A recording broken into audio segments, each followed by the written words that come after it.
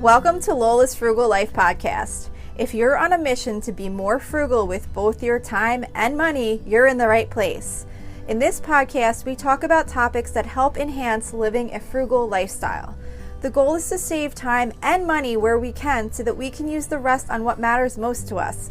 We talk a lot about both time and money management so that we can waste as little as possible on both.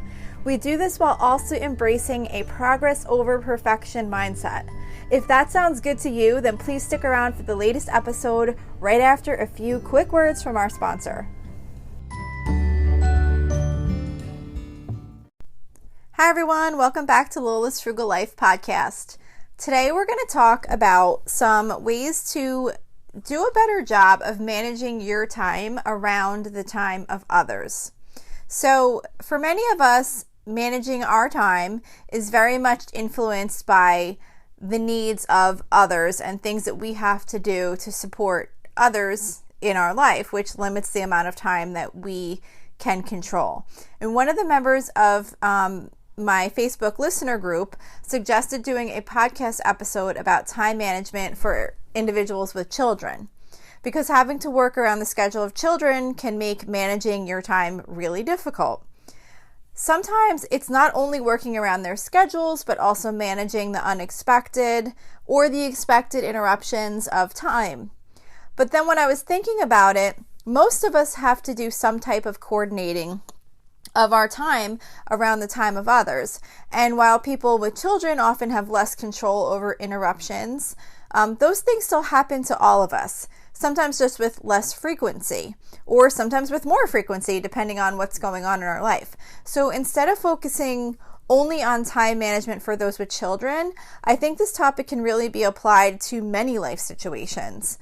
So, you could be managing a hectic work schedule, running a business, tending to animals, your spouse, parents, really anything that has an impact on your time that you have available to work with on any given day. So the way I'm going to approach the topic is kind of just managing your time when you are working around time that is kind of taken up by others in your life, whether that be children or other situations.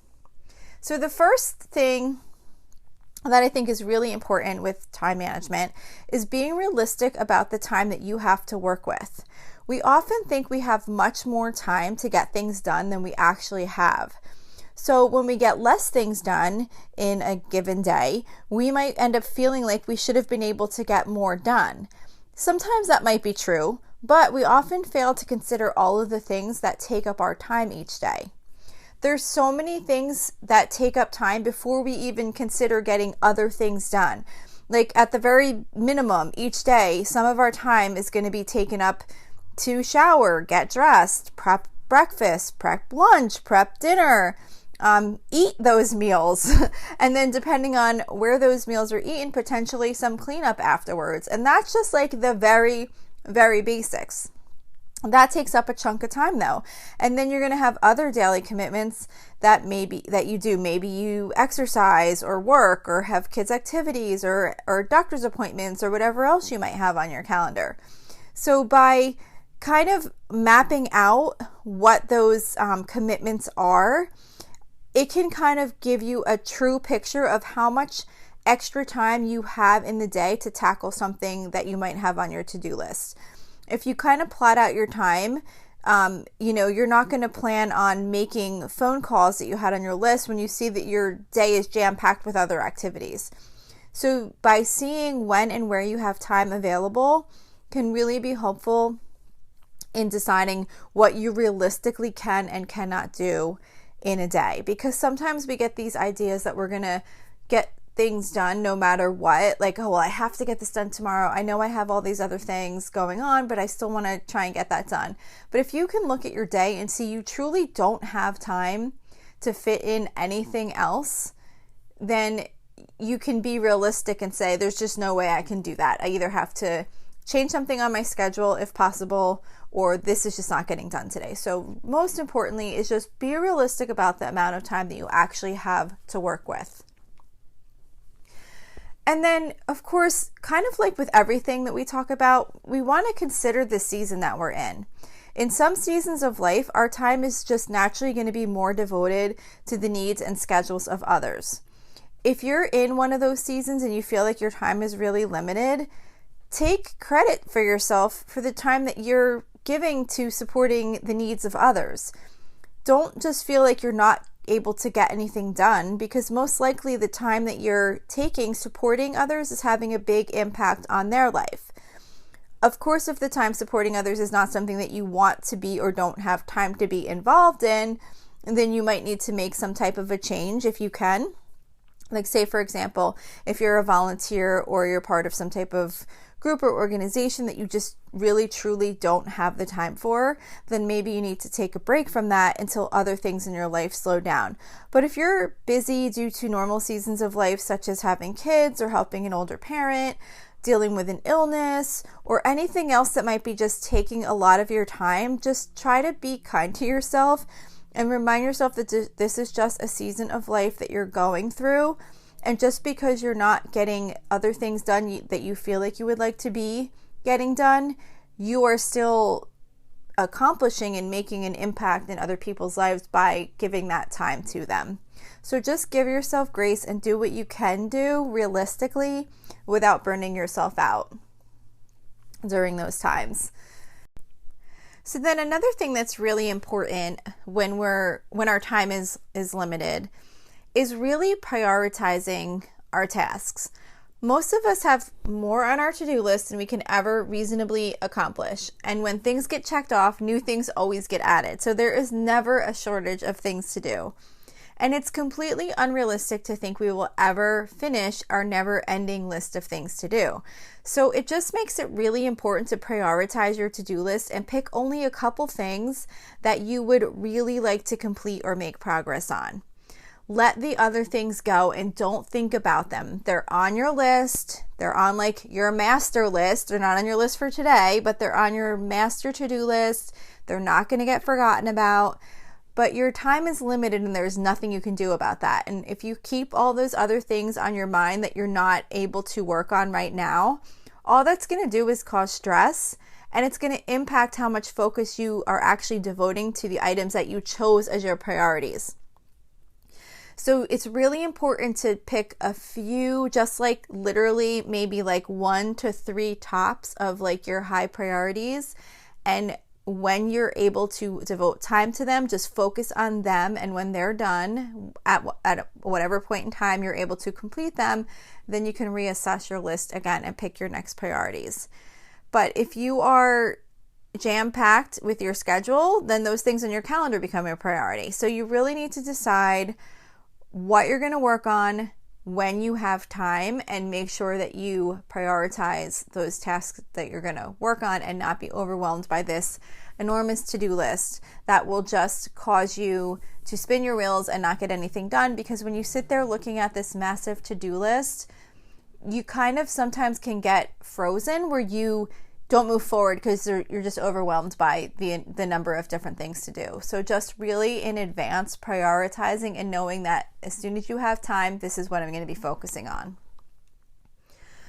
When we are working around the time of others, like I said, when our time is really kind of being taken in all these different areas, and the amount of time that we can devote to our own specific personal things that we want to work on is limited, it's really important to take advantage of little bits of time when you can.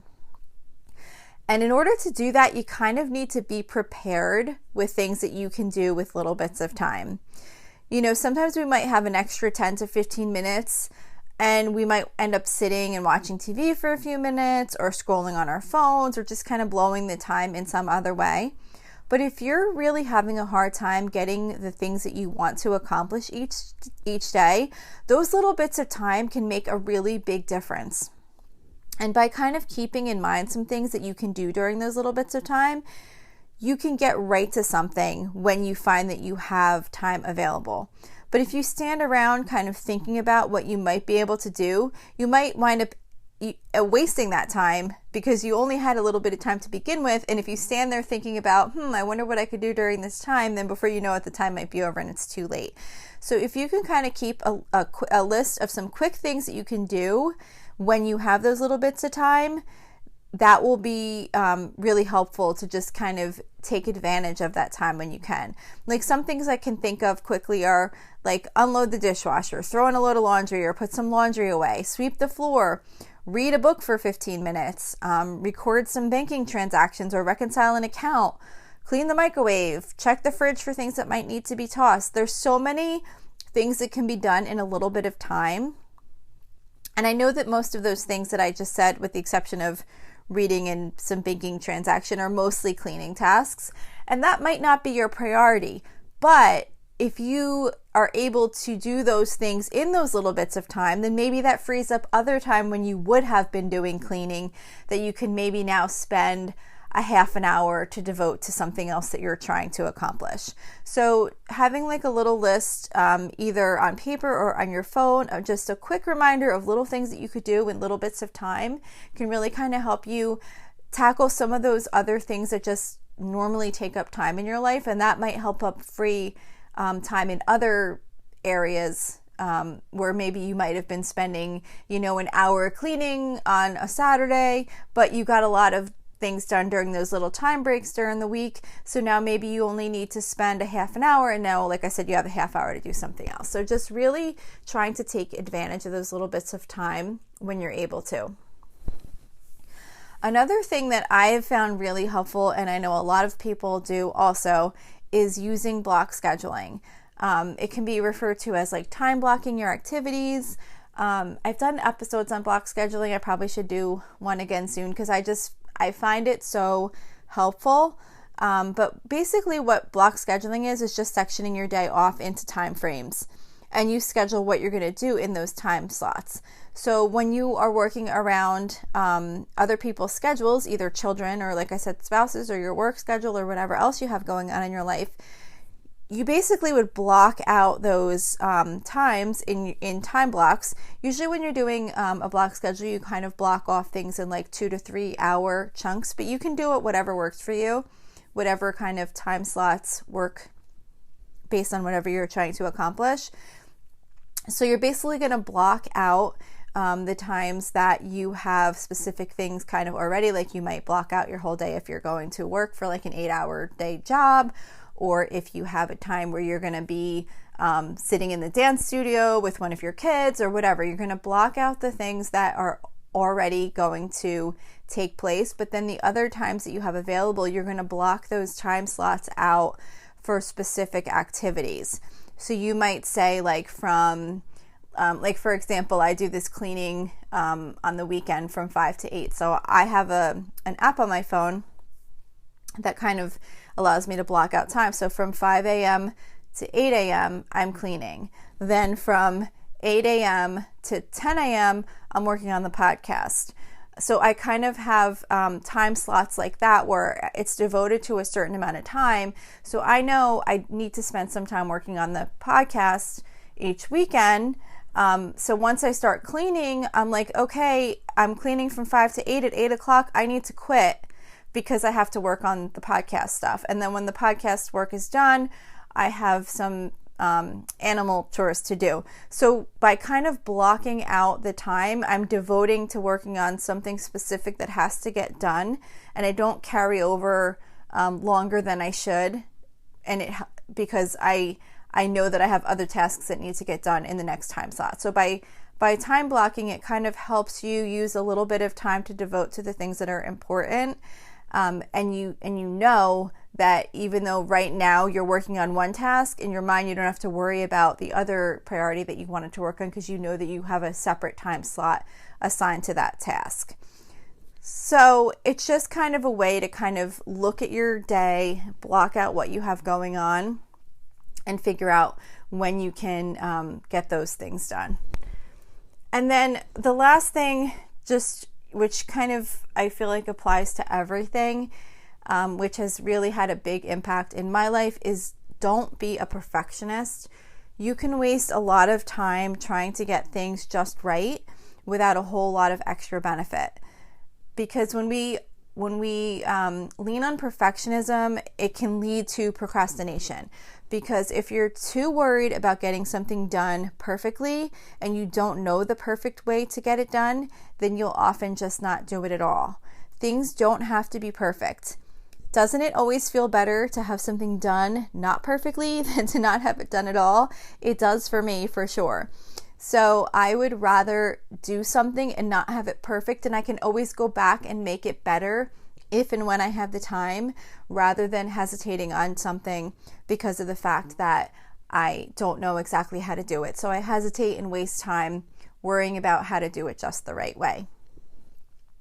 And just since this request was specific to managing time with children, one thing I do, one other just like little tip just to add on to the end here that I wasn't planning on talking about, but it just kind of came to mind, is really try and consider, when are your children either sleeping or maybe during, if you're working away from home and your kids are in school, that's not going to help. But if there's any times where you can rearrange your own schedule to get yourself some free time when your children are not going to be up and active or need to be at activities or things like that. Like for me, I always got up super, super early, like ridiculously early. I get up at 4:30. I don't know. I know a lot of people do that. It's not like I'm the only one that gets up at 4:30, but I'm a super morning person. I don't mind getting up super early, and I actually love getting up super early because it's so quiet in my house and I can get a lot of things done. And I'm not suggesting getting up at 4:30, but is there a time where there's nothing else going on that maybe you can get up like a half hour earlier, or if you're a night person, stay up a half hour later? Just kind of just adjusting, if you're able to kind of find those little bit of time where you can have time all to yourself and just really focus just a little bit of time on something that really matters to you. That has been super helpful to me. And that's actually the reason that I get up at 5 a.m. on Saturday to clean, because it just made so much sense to me, because I was having a hard time managing time during the week with just like a lot of other things that I'm trying to do. And I just was like, you know what, there's nothing going on between 5 to 8. And honestly, on Saturday, I was sleeping in pretty late because I would just kind of lay in bed, and I was getting way more than enough sleep. Like, I don't deprive myself of sleep. So I was getting at least 8 hours on the weekend.